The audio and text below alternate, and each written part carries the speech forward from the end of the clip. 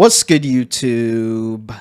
It's your boy Goose. So I know the mid-chapter notes came out as of yesterday. I'm pretty sure a lot of you kept up to date and watched videos on what's going to be coming in DBD in the next mid-chapter update. So this video is just for me to pretty much just have like a discussion on like how these changes are going to affect both my mains, the Plague and HAG. So we're getting an extra 10 seconds before a gen gets completed, which is good.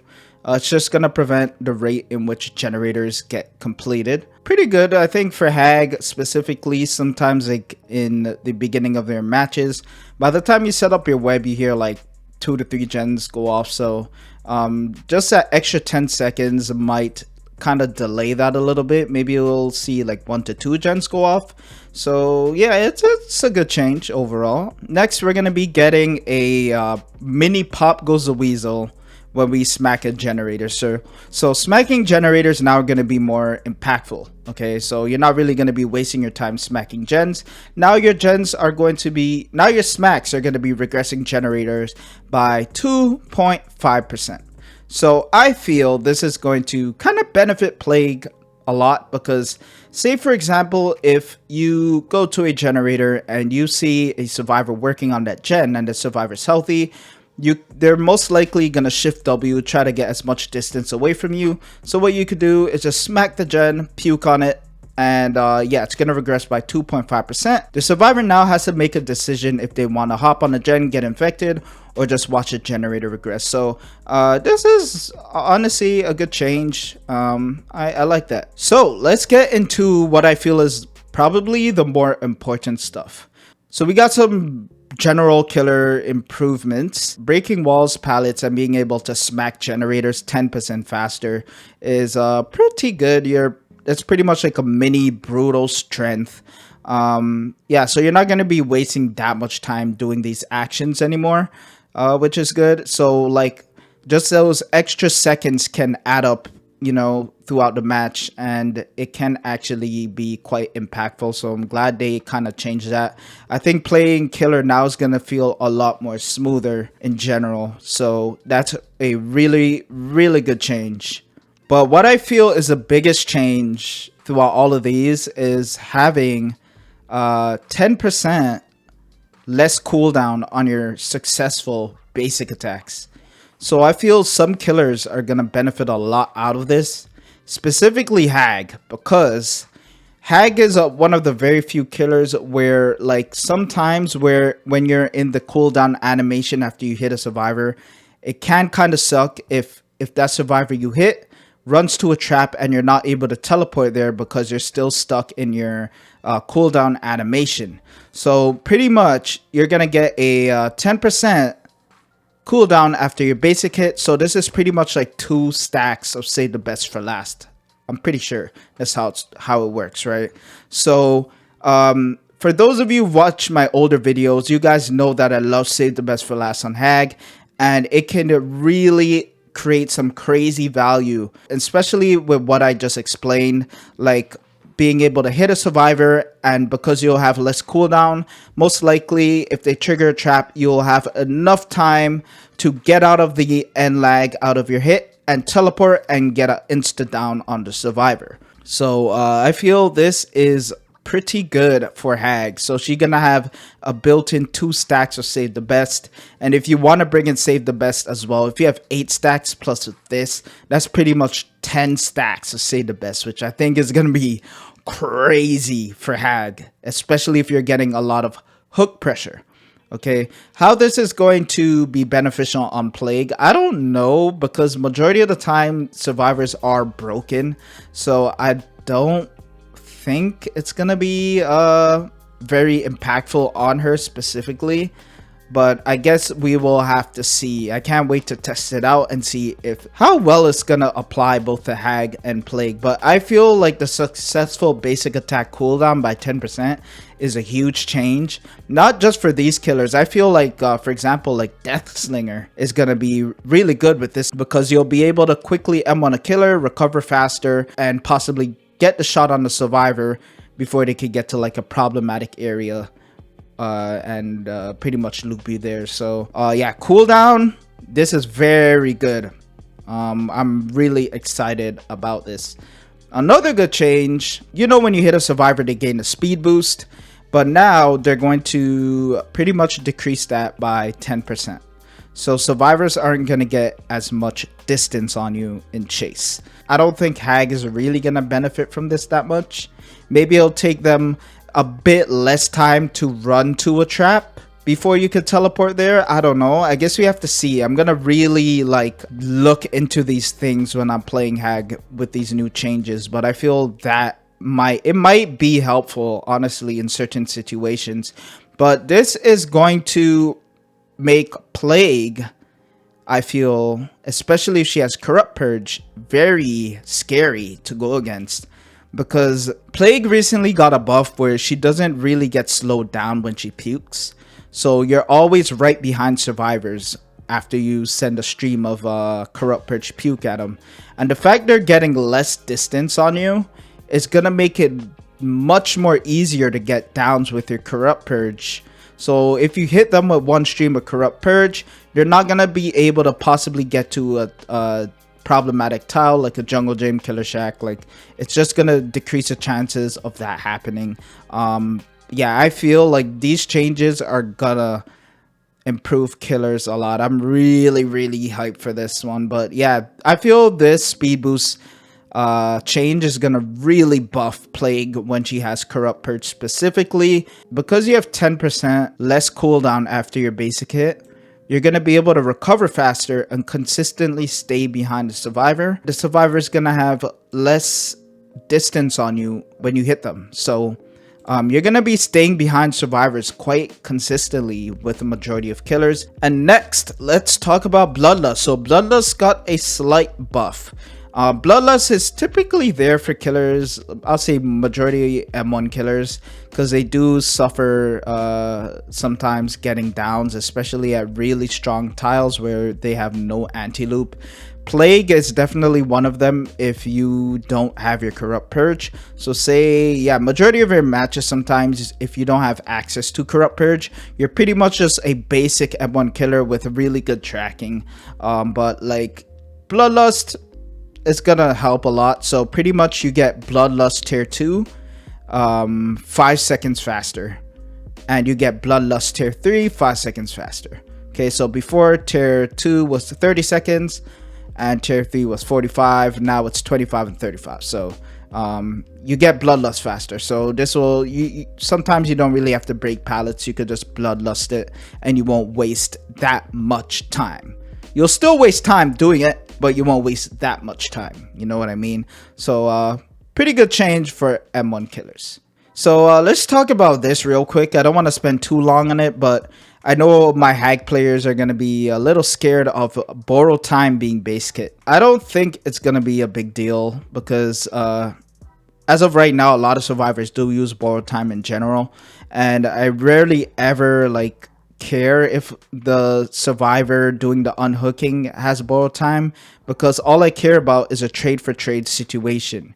And that's what you should care about as well, I feel, because if the survivor who's going for the unhooked that survivor, you just down the survivor who unhooked, hook them, put a trap in front of them, rinse, repeat.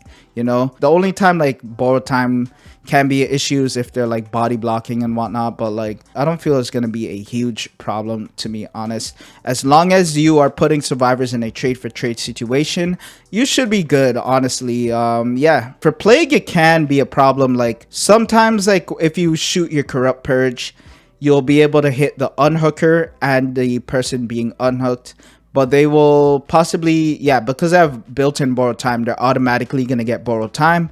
So you're pretty much just going to put them in the state where they have to mend.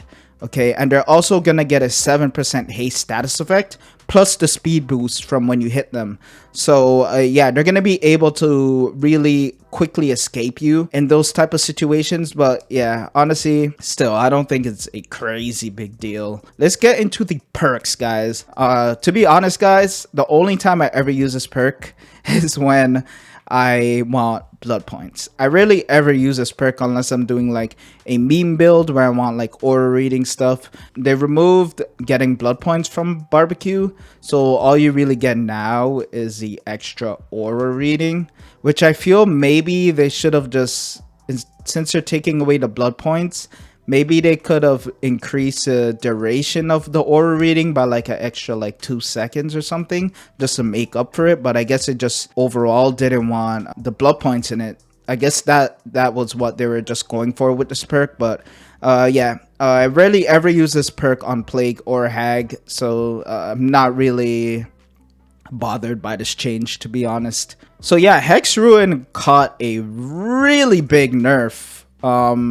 I feel this perk is probably useless now, but all it does now is, instead of regressing the gen at 200% of its normal regression speed, it's gonna be at 100% of its normal regression speed, which is horrible. And if you if a survivor's killed, Hex Ruin is automatically gonna deactivate. It's not like it matters anyways, because survivors find your hex totems in like 2 seconds in a match anyway. So I feel this is just such a weird addition to the perk. But overall, Ruin is gone. Man, it's crazy to see Ruin go, but you know, it is what it is. I rarely ever used hex perks because they're just way too inconsistent for me. But yeah, RIP Hex Ruin, man. Goodbye, Ruin. Pop Goes the Weasel also caught a really big nerf, I think. So what it does now is, before, it would remove 25% of the total progress of the gen. But what it does now is it removes 20% of the generator's current progress. So this is a lot different. So say, for example, if a survivor has a generator at like 8% and you go and pop it, it's not going to regress it all the way to 0. It's just going to take 20% of the 8% that was on the generator. All right, so the only time this perk is going to be useful is if you pull up to a gen that is like 70% and above. All right, so I still think pop is going to be used. I don't think it's going to be used as much, but I feel it still has some potential to be a pretty decent perk overall. Pop was probably one of my favorite perks to use on Plague, man. I just love being able to pop on a gen and then puke on it and leave it, you know. So I think I'm still gonna use pop, but it's not gonna be as impactful, but I still think it's a pretty decent perk. All right, so next we got Corrupt Intervention. So what this perk does now is it pretty much just does what it does before. So it'll seal off the furthest 3 generators away from you for 2 minutes. But now what it does is, if you get a down within those 2 minutes, the perk is automatically going to deactivate. Why I don't feel this is a huge change is because HAG, you're not really getting a down in the early game. So you're using that time to really set traps up. And within the 2 minutes, set up a pretty good web. And yeah, this is not going to do anything for HAG. Same with Plague, to be honest. Plague, like, majority of the time, if you have Corrupt Intervention up, you're pretty much just puking on your gen so that survivors hop on it, the generators, and get infected. And you're pretty much just walking around trying to find survivors to infect. And you're trying to infect as many survivors as possible. So, honestly, Corrupt, I feel, is still going to be good. Maybe on certain killers that could down quickly, like Nurse or Blight and whatnot, aren't going to get that much value with Corrupt Intervention. But I feel, yeah, the perk is still pretty good on setup killers. Killers that require you setting up, specifically like Trapper, HAG. Plague is, I feel like Plague is kind of a setup killer too, because you have to walk around, look for survivors, get them infected, and whatnot, you know. So Corrupt, I feel, is still a solid perk overall. Next we got Tinker. What Tinker does now is pretty much it just procs only once per generator. Before, it could proc multiple times on the generator, but now it's only once, and pretty much that's the change. But I feel it got kind of like a shadow buff, because now that the generators take 90 seconds to be completed, you're going to be able to pull up to the generator earlier and being able to stop it before it gets completed. So you have more time to walk over to the generator to possibly regress it with like Pop Goes the Weasel and get some value with that. Next, we got the almighty NOED. Holy crap, they nerfed this perk. So what it does now is it still does the same thing where when the last generator is completed, you are a one-shot down killer and you get the haste status effect. Okay, so that means you're a little bit faster. All right, but now survivors will now be able to see the aura of the totem within 4 meters upon activation. So when NOED activates, so I believe when you get the hit on the survivor and everyone knows it's NOED, that's when I believe this they're able to see the aura of the totem. 4 meters, they have to be pretty close to see it, honestly. But after 30 seconds of NOED activating, every survivor will be able to see the totem within 24 meters. Pretty much you get a like 30-second duration with NOED. Not all the time, obviously, but like in general, before everyone will know exactly where it is. Because I feel 4 meters, you still have to be quite close to find it. And this could be quite hard on bigger maps to find, like Mother's Dwelling or Eyrie of Crows or whatever big map you get. I feel it's going to be harder to find on those maps. But yeah, man, NOED got a nerf. I feel like within this 30 seconds, you should have at least a down or two with this perk. I think this perk is still going to be game-changing. NOED is one of the biggest game-changing perks in this game. It could like literally just snowball the match out of control, and I still think NOED is solid. Next, we got Pain Res. Pain Res got a nerf. What it does now is it doesn't give you the explosion on the gen, so you won't be able to see which generator explodes. And the survivor, if they're working on it, they won't scream, so you won't know which gen to go to, and it won't knock them off with Dead Man Switch. So Dead Man Switch no longer works with Pain Resonance. I still feel Pain Resonance is going to be strong as hell. This perk is really, really good. I feel it's going to be one of the most used regression perks in this new meta. It's good on every killer, honestly. And it's really good on HAG, because HAG is one of the few killers that is good at doing hook for hook trades. So you could just keep like trading with survivors will pretty much just keep trading on hooks, and you could just keep putting them back on the Scorch Hook and getting 15% regression on gens and just keep doing that over and over again. So yeah, Scorch Hook Pain Res still a strong perk. So yo, my Spirit players, I know you guys are probably happy about this, but Iron Will got nerfed to 75%. So they're not completely silent anymore. You'll still be able to hear them crying. And if they are exhausted while injured, I believe. So if they are exhausted already while injured, Iron Will won't be a thing. So I feel we might see more spirits now, alright? And I'm gonna definitely be playing Spirit more when this Iron Will gets changed. Because that was the main issue I was having, was like finding survivors sometimes that use Iron Will. And Iron Will was a very, very popular perk. Now, let's get into the non-meta perk changes. So we got Overcharge. So what Overcharge does is when you smack a generator, the next survivor to go on the gen is going to get a difficult skill check. Overcharge will also now cause a kicked generator's regression speed to grow from 100% to 400% over the course of 30 seconds. Pretty much what this perk is going to do now is force survivors to get back on the gen, because the longer they don't work on the gen, the more it's going to regress.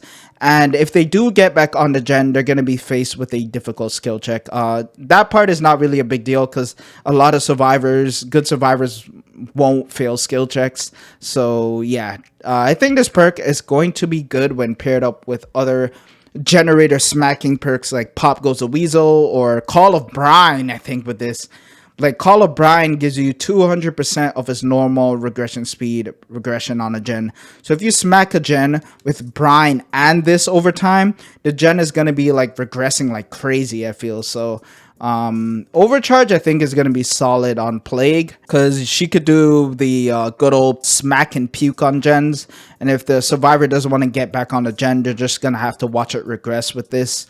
And this is going to be better. This is going to be good on HAG, like if you have a 3 gen and there's one gen left and you're literally just holding on and trying your best to not get that last gen completed. So this is gonna definitely help in those situations. Next we got Eruption. I don't even know how to feel about this perk. I feel this perk is like very situational. They upped the regression to 10%. I believe before it was like what was it before, like 8% or something like that. I don't remember exactly. But now they increase the duration of the incapacitated status effect to 25 seconds, bro. I believe before it was like 12. I don't remember exactly. I'm just guessing right now. But yeah, it got like almost doubled, I think. This is crazy. So yeah, I didn't even explain what Eruption does. But what it does is when you smack a generator, it's going to highlight in orange, right? So you could smack 3 generators, for example. All those generators will be orange. And then if you down a survivor by any means, all those generators are going to explode and regress by 10%. And if any survivors are working on the generator at the time, they're going to be incapacitated for 25 seconds, which is a long time. So that means they literally can't do anything. It's kind of like pretty much attaching Victor to a survivor for 25 seconds. If you're going up against a Swift and they know you have this, and for example, you're about to down a survivor and they call out to their teammate, yo, I'm about to go down. Their teammates are going to hop off the generator. You're going to down the survivor. The gen's going to regress by 10%, but you're not going to get the incapacitated effect on the survivor doing the gen because they got off of it in time, you know? So very situational perk, but if you do get value with it, it's going to be very game changing, I feel, because you're going to make survivors waste a whole lot of time. Next, we got Knockout. And I rarely ever use this perk. The only time I use it was on HAG. I haven't used it on Plague because it requires you to down the survivor with your basic hit, which can be quite situational sometimes. But what it does now is pretty much it will cause survivors in the dying state to crawl 50% slower for 15 seconds. I believe that's what it was before. But now it reduces their recovery speed by 25%. It's going to take them longer to recover on the ground. So if they're running like Unbreakable, or if a survivor's trying to get them up, I believe it's going to take them a lot longer to get them off the ground. So like I feel like from time to time I do slug a lot with HAG if I have like a lot of survivors in my web at the time. So this can be really good for keeping survivors on the ground and possibly keep getting injuries or keep getting downs on survivors and making it more difficult for them to pick survivors up off the ground. So I have a build idea with this perk for HAG specifically. For Plague though, it's iffy because I'm still believe you have to get the basic hit on them for this perk to work. But if it was for any if it was for your like secondary ability, like if you got a down with this with Corrupt Purge, this perk could actually be really crazy. But yeah, I still believe it's basic hit. Next we got Coulrophobia. This perk is whatever, guys. I feel it's like one of the weaker killer perks in the game. What it does is pretty much any survivor in your terror radius is going to take them a really long time to heal up. But now what it does is it increases the speed of skill checks by 50%. I don't know if this is skill checks for healing. I don't know if this is skill checks for generators. But if it is skill checks for generators, I feel like big terror radius doctor builds are really going to love this perk. But yeah, honestly, I just think this perk is trash, honestly. That's my opinion on the perk overall. Next, we got Dark Devotion. I feel this perk is like kind of underrated on HAG. Like what it does is if you hit your obsession, it's going to transfer your terror radius to the obsession for 30 seconds. You're going to be undetectable to the other survivors for 30 seconds. So the survivor you hit is going to be constantly hearing your terror radius. They're not going to feel safe because they're probably going to think you're in the area looking for them when you're probably just on the other side of the map chasing another survivor. I forgot to mention what it did before was you had to hit them with your basic hit. So now, whenever the obsession loses a health state, this perk is going to proc. So this is good for Plague, guys, because if you find your obsession, for example, in the early game, you could just puke on them, leave them. Whenever they get broken, this perk's going to activate, and you'll just get 30 seconds of undetectable, which I think is pretty good on Plague, especially if you have your Corrupt Purge at the time, because you could get some, you could just pull up on survivors and they won't expect it, and you could just snowball from there. Yeah, even if like you've come across your obsession in a chase and you have Corrupt Purge, you could down the obsession with Corrupt Purge, and then because you have undetectable, you could just walk around the map, look for someone else to down if they're not paying attention, and get a down on them. Okay, so it's gonna be, I'm gonna use it a lot on Plague, to be honest. For HAG, you guys know I already use this on HAG. It really doesn't change much for HAG, because all they really did is just make it activate whenever the survivor loses a health state. So yeah, I love Dark Devotion in general. I think it's a pretty fun perk overall. So next we got Jolt / Surge. So what it does now is they completely remove the cooldown, which is insane, guys. So what this perk does is when you down a survivor, if there are like generators nearby, I forgot the exact radius, but if there are any generators nearby, it's going to regress all those generators by 8%. So if you're holding down a 3-gen, for example, with HAG, and you get it down, it's going to regress all those generators that are close by 8%. And because it doesn't have a cooldown, the more downs you get is the more value you're going to keep getting. I just wish they made this perk work on killers with secondary abilities. Like imagine being able to down a survivor with Corrupt Purge and just getting value with Surge. That will be crazy, man. But overall, I think this perk is solid. It's going to be used more for sure. It can be used on Plague if like the team is not cleansing and you don't have access to Corrupt Purge. You'll get some pretty decent value with it overall, but I'm definitely going to be using this more on HAG. Next, we got Lethal Pursuer. So what this perk does is in the beginning of the trial, you're going to get to see the aura of every single survivor on the map for 9 seconds. But now what it does is it increases the aura reading effect by an extra 2 seconds. I don't know if this applies to this perk as well, so would it make it 11 seconds? I'm not too sure. But for example, if you're bringing in Black Incense, and Black Incense makes you see the aura of survivors who are puking for 3 seconds, this will just increase it by 2 seconds, so it'll make it 5 seconds. So yeah, it's okay. You can make some meme builds with aura reading add-ons. Actually, oh, like just looking at it now, like HAG does have some aura reading add-ons. She has a green and a yellow one. So I feel when you stack both of them, I believe you get to see the aura of the survivors for like what, 10 seconds or something, like 8 to 10 seconds, I believe. I don't remember the exact number. So if you have this on, it'll increase it to like 10 seconds, you know. So I got a build idea for this perk with HAG. With Plague 2, it's gonna be pretty good if you want to run other aura reading perks on her. But yeah, it's whatever. Next we got Scourge Hook, Gift of Pain. I feel this perk is a lot stronger now. When a survivor gets unhooked from the Scourge Hook, they're gonna suffer from the hemorrhage and the mangled status effect until healed. And when they heal, they are gonna suffer from a 16% action speed penalty. Alright, so that means they're gonna be doing gen slower. I believe action speed is healing as well. So they're healing, if they're healing like another survivor or something, it's going to take them longer to heal. But keep in mind, they only get this penalty once. Okay, so every survivor only gets this penalty once.